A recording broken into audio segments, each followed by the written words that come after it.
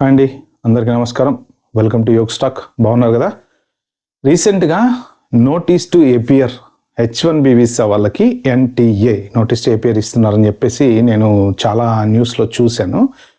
అయితే ఇది ఒక 10 డేస్ బ్యాకే చూసా. కాకపోతే ఏదో ఫేక్ న్యూస్ అయి ఉంటుందేమోలే అని నేను అంత సీరియస్గా దీన్ని పెద్దగా పట్టించుకోలేదు. సో రీసెంట్గా నేను కూడా ఒక 2-3 రెడిట్ పోస్టులు చూశాను. దీని మీద కొంత రీసెర్చ్ చేయడానికి ట్రై చేస్తే నాకు చాలా పాయింట్స్ అయితే అర్థమైనాయి.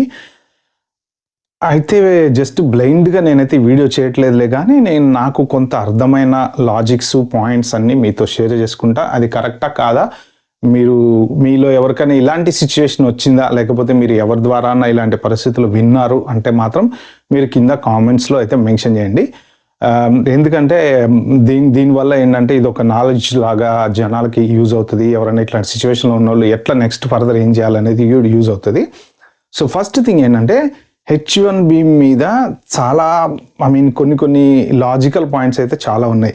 ఇది ఏంటి అంటే February 28, 2025లో USCIS వాళ్ళు ఒక మెమో తీసుకొచ్చారనమాట. నేను మీకు ఆ మెమో నెంబర్ కూడా చెప్తాను. నేను 60201887 మీరు ఒకసారి గూగుల్ చేయండి, USCIS మెమో. దాంట్లో ఏంటంటే దీని గురించి అంటే నోటీస్ టు అపియర్ గురించి వాళ్ళైతే ఏదో ఒక సెక్షన్లో అయితే రాశారనమాట. USCIS వాళ్ళకి డిస్క్రిషనరీ పవర్స్ ఉన్నాయి. As based on the discretionary powers వాళ్ళు నోటీస్ టు అపియర్ అనేది ఇవ్వచ్చు. అండర్ ఏ కండిషన్స్ అంటే ఒకవేళ ఎవరైనా మిస్రిప్రజెంటేషన్ చేసినా, అంటే ఫర్ ఎగ్జాంపుల్ మీకు H1 ఉంది, ఆల్రెడీ మీరు జాబ్ చేసుకున్నారు, ఫైన్, నో ప్రాబ్లం. సడన్గా మీకు కూడా నోటీస్ ఇచ్చే ఛాన్స్ ఉంది. ఎందుకంటే ఒకవేళ ఎక్కడైనా if they feel that you have given some any misrepresentation, అంటే ప్రీవియస్ మీరు అప్లై చేసినప్పుడు ఇప్పుడు ఇలాంటి డిస్క్రిషనరీ పవర్స్ వాళ్ళకు ఉన్నాయి, నోటీస్ టు అపియర్ ఇవ్వచ్చు అని చెప్పేసి అయితే దాంట్లో ఉంది. అయితే ఇప్పుడు ప్రెజెంట్ రన్నింగ్ ట్రెండ్ న్యూస్ ఏంటి అంటే H1 మీద ఉండి మీరు జాబ్ లే ఆఫ్ కనుక అయినా, లేదు మీ జాబ్ పోయి మీరు H1 మీద ఉండి మీ జాబ్ పోయింది, జనరల్గా 60 days గ్రేస్ పీరియడ్ అనేది ఉంటుంది కదా. ఈ లోపే మనము వేరే స్టేటస్కి మారే లోపో లేకపోతే వేరే H1 ట్రాన్స్ఫర్ చేసుకునే లోపే వీళ్ళు నోటీస్ టు అపియర్ ఇచ్చి డిపోర్టేషన్ కోర్ట్కి రమ్మంటున్నారు అని చెప్పేసి న్యూస్ అనమాట. అక్కడ ఏంటంటే వన్స్ డిపోర్టేషన్ కోర్ట్కి వెళ్ళిన తర్వాత ఆ నోటీస్ టు అపియర్ ఎక్కడైతే కోర్టు ఇస్తారో మనం అక్కడికి వెళ్ళాక ఆ జడ్జికి ఈ 60 days గ్రేస్ పీరియడ్ గురించి వాళ్ళకి తెలవచ్చు, తెలవకపోవచ్చు. వాళ్ళు జడ్జిలా లేకపోతే అడ్మినిస్ట్రేటివ్ ఆఫీసర్సా, ఇవన్నీ డిఫరెంట్. జనరల్గా ఇమిగ్రేషన్ కోర్టుకి ఫెడరల్ కోర్టుకి కొంచెం డిఫరెన్సెస్ అనేవి ఉంటాయి. ఏంటంటే ఆ జడ్జికి కనుక ఒక ఈ 60 days, ఎందుకంటే బోల్డ్ రకాల వీసాలు ఉన్నాయి కదా, ఒక్కొక్క వీసాకి ఒక్కొక్క స్టేటస్కి ఒక్కొక్క రకమైన ఇవి ఉంటాయి. ఓకే, ఈ టాపిక్లో డీటెయిల్గా వెళ్ళే ముందు ఎవరైనా ఛానల్కి ఫస్ట్ టైం వచ్చినట్టు ప్లీజ్ అండి సబ్స్క్రైబ్ చేసుకోండి. నేను చాలా ఇంపార్టెంట్ ఇన్ఫర్మేషన్స్ మీకు ఎప్పటికప్పుడు ఇస్తున్నా. ఇంకా చాలామంది మీరు సబ్స్క్రైబ్ అయితే చేసుకోవట్లేదు, సబ్స్క్రైబ్ చేసుకోండి. నా వీడియోలు నచ్చితే మాత్రం ఒక్క లైక్ ఇవ్వండి. లైక్ ఇస్తే ఈ వీడియో ఒక 4గురికి చేరుతుంది. అలాగే షేర్ అయితే చేయండి. ఇంకా మన టాపిక్లోకి వెళ్ళిపోదాం. H1B వీసా మీద మీరు ఉన్నప్పుడు కొన్ని టెక్నికల్ పాయింట్స్ ఏంటంటే నేను మొత్తం చదివి అర్థం చేసుకున్నది, as soon as your job is terminated me H1 petition ఉంటుంది, కానీ మీరు అవుట్ ఆఫ్ H1 స్టేటస్ అనమాట. ఇది చాలా కన్ఫ్యూజింగ్ ఉందండి టెక్నికల్ టర్మ్స్ అయితే. అంటే మీరు జాబ్లో ఉన్నంత వరకే మీ H1 వ్యాలిడ్. ఒకవేళ మీ జాబ్ పోయింది, employer liable to revoke your H1, అంటే మీ H1కి ఎంప్లాయర్ లయబిలిటీ తీసుకోవాలి. మీ జాబ్ ఇవాళ పోయింది ఫర్ ఎగ్జాంపుల్, నెక్స్ట్ ఒక 1 week 2 weeks మీ తర్వాత మీకు శాలరీ సెటిల్మెంట్ అవన్నీ ఉన్నాయనుకోండి, ఈ ఎంప్లాయర్ కనుక ఆన్ ద మినిట్ మీది ఎప్పుడైతే లే ఆఫ్ చేసినా, జాబ్ టర్మినేట్ చేసినా, ఏం చేసినా H1 రివోక్ చేయకపోతే ఆ నెక్స్ట్ ఫర్దర్ 2 months 2 weeks ఎన్ని రోజులు అయితే మీరు ఆ H1లో ఉంటారో అన్ని రోజులు ఆ H1 ఎంప్లాయరే లయబిలిటీ అనమాట దానికి.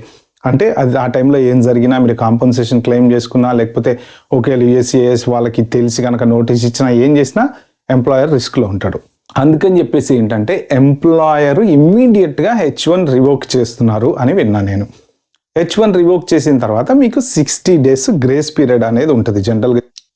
అయితే మీరు ఈ 60 days గ్రేస్ పీరియడ్లో జనరల్గా వేరే వీసాకి చేంజ్ చేసుకోవచ్చు, B1 B2 వీసాకో లేకపోతే మన H4కో, ఒకవేళ వైఫ్ హస్బెండ్ ఎవరో వైస్ వర్సా H1 మీద ఉంటే H4లోకి చేంజ్ చేసుకోవటము, ఇలాంటివన్నీ చేయొచ్చు అనమాట. అయితే మీరు ఇమీడియట్గా ఎప్పుడైతే ఫర్ ఎగ్జాంపుల్ మీరు ఒక B2కి స్టేటస్కి change of status COS apply చేశారు, ఈ 60 డేస్లో ఇమ్మీడియట్గా మీరు అప్లై చేయగానే మీకు రిజల్ట్ రాలేదు, ఈ 60 డేస్లో మీకు జాబ్ రాలేదు. బట్ ఆ డెసిషన్ తెలిసే వరకు, అంటే ఆఫ్టర్ ది 60 డేస్ తర్వాత మీకు ఇంకో 2 monthsకో 3 monthsకో 4 monthsకో ఆ B2 మీకు యాక్సెప్ట్ చేస్తారా, యాక్సెప్ట్ చేయట్లేదా, డినై చేస్తున్నారా, రిజెక్ట్ చేస్తున్నారా, రిఫరల్ ఇస్తున్నారా అని తెలిసే వరకు మీరు స్టే చేయొచ్చు. దెన్ వాళ్ళు గనక B1 B2 మీద ఉండి గనక డిసైడ్ చేసి ఒకవేళ నో డినై చేస్తున్నాం, నీ వీసా B2 మీకు ఇవ్వము అంటే ఇలాంటివి చాలా జరిగినాయి. B2 రిజెక్ట్ చేయటాలు కూడా చాలా జరిగినాయి. అంటే the moment you must leave US, ఎందుకంటే మీరు అవుట్ ఆఫ్ స్టేటస్. అయితే అసలు ఇది ఎన్టీఏ ఎందుకు ఇస్తున్నారు అంటే, వీళ్ళు ఎన్టీఏ ఇచ్చేటప్పుడు ఈ 60 days గ్రేస్ పీరియడ్ని వీళ్ళు కన్సిడర్ చేయకుండా ఎప్పుడైతే మీకు H1 ఎంప్లాయర్ రివోక్ చేయగానే వాళ్ళ దగ్గర ఇన్ఫర్మేషన్ వెళ్ళిపోతుంది. ఏంటి, వాళ్ళ దగ్గర ఉంటుంది కదా జనరల్గా, ఈ పలానా పర్సన్ H1 రివోక్ అయింది అంటే వాళ్ళు ఇమ్మీడియట్గా ఏం చేస్తున్నారు, ఎన్టీఏ పంపిస్తున్నారు. ఓకే, మీరు స్టేటస్లో లేరు, మీరు H1లో లేరు, మీరు జాబ్ చేయట్లేదు కాబట్టి ఎన్టీఏ అని. బట్ అక్కడ ఏంటి, మనం లీగల్గా 60 days ఆథరైజ్డ్ టు స్టే అనేది వాళ్ళు కన్సిడర్ చేయట్లేదు అనేది డిస్కషన్స్లో వస్తుంది అనమాట. ఒకవేళ వాళ్ళు గనక ఆ 60 days గ్రేస్ పీరియడ్ని కన్సిడర్ చేసినా, వాళ్ళకి డిస్క్రిషన్ పవర్స్ ఉన్నాయి కాబట్టి, మీరు లీగల్గా జాబ్ చేయట్లేదు కాబట్టి, మీకు లీగల్గా H1 స్టేటస్ లేదు కాబట్టి మీకు ఎన్టీఏ ఇచ్చి మిమ్మల్ని డిపోర్ట్ చేసే రైట్ వాళ్ళకు ఉంది అనేది కూడా ఆ డాక్యుమెంట్స్లో వాటిలలో ఈ పోస్టింగ్లలో ఉందన్నమాట. చాలా కన్ఫ్యూజన్గా ఉంది, చెప్పడానికి కన్ఫ్యూజన్గా ఉంటుంది, వినడానికి ఇంకా అంతే కన్ఫ్యూజన్గా ఉంటుంది. ఒకవేళ మీరు B1 B2 వీసా అప్లై చేశారు ఫర్ ఎగ్జాంపుల్, అయితే H4 అప్లై చేశారండి, రిజెక్ట్ చేసే ఛాన్సెస్ కూడా ఉన్నాయి. ఎందుకు అంటే బేస్డ్ ఆన్ దట్ మీకు గ్రేస్ పీరియడ్ ఉంది, గ్రేస్ పీరియడ్ స్టేటస్ కాదంట. ఓకే, నేను చెప్పే తప్పు అయితే ఎవరైనా కింద కామెంట్లో మెన్షన్ చేయండి, ఎందుకంటే వేరే వాళ్ళకి కూడా తెలుస్తుంది కదా.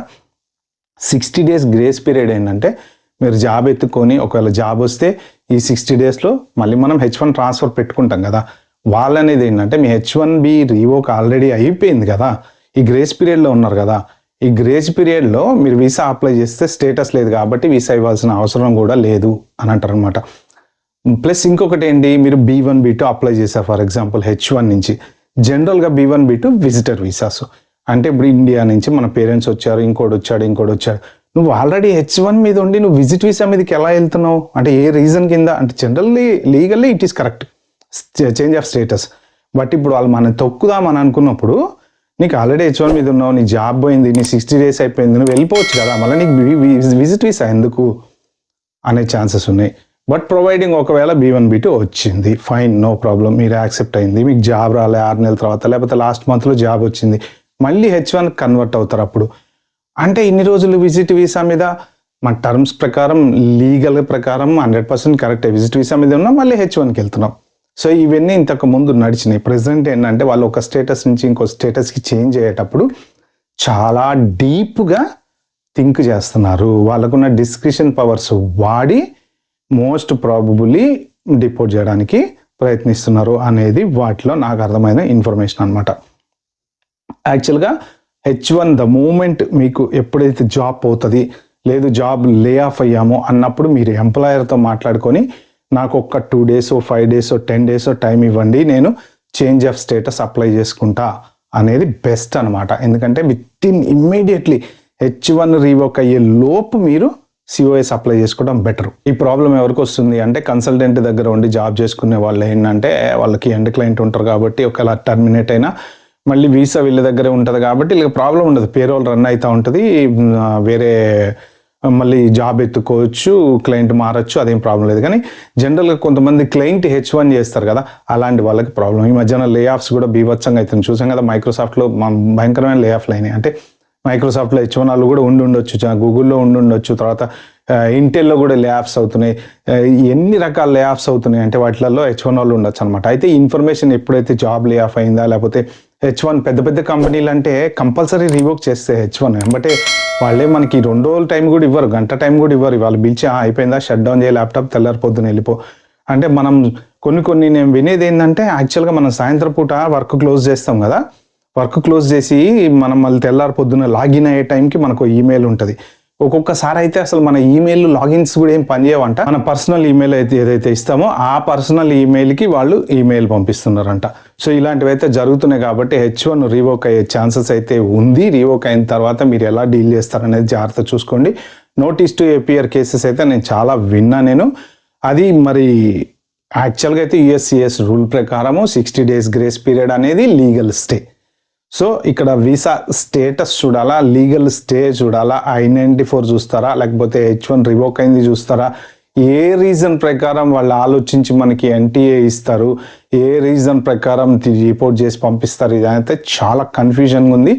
బట్ ఒక్క సజెషన్ సింపుల్గా నేను ఇవ్వగలిగేది ఏంటంటే, మీ H1 ఎప్పుడైతే రివోక్ అయ్యే ఛాన్సెస్ ఉన్నాయో ఇమ్మీడియట్గా అది అవ్వటానికి ముందే అప్లై చేసి పెట్టుకోండి COS.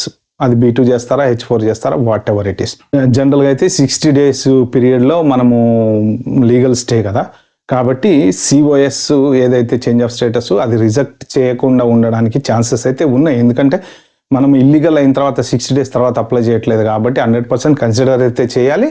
బట్ చెప్పలేము, అది as per the USCIS memo నేను ఏదైతే చెప్పానో దాని ప్రకారం డిస్క్రిషనరీ పవర్స్ ఉన్నాయి కాబట్టి వాళ్ళు రిజెక్ట్ చేయొచ్చు, డినై చేయొచ్చు, ఇవ్వచ్చు, ఏదైనా చేయొచ్చు అనమాట. ఓకే ఫ్రెండ్స్, ఇది వీడియోలో నేను చెప్దాం అనుకుంది. వీడియో కనుక మీకు నచ్చినట్టుంటే ప్లీజ్ అండి like, share, subscribe my channel. Thank you.